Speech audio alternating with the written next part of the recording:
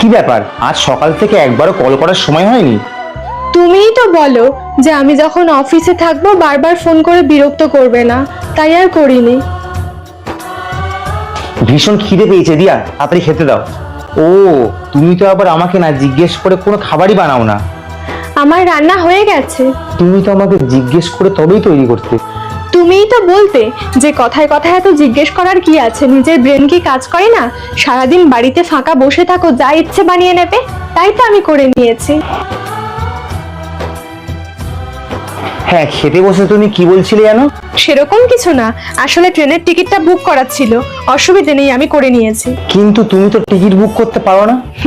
বন্ধুরা শিখিয়েছে। আর হ্যাঁ, তোমাকে কটা দিন বাইরের খাবার খেতে হবে। কেন? আসলে আমার মায়ের শরীরটা খুব খারাপ, তাই ভাবছিলাম ওখানে গিয়ে কিছুদিন যদি থেকে আসি তাহলে কি তোমার অসুবিধা হবে? ঠিক আছে, কোনো ব্যাপার না, অফিস যাওয়ার সময় তোমাকে ড্রপ করে দেবো।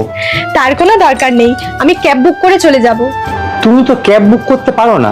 সেদিন পার্টিতে গিয়ে তুমি সবার সামনে আমাকে বলেছিলে না যে এই সামান্য কাজগুলো নিজে করে নিতে পারো না?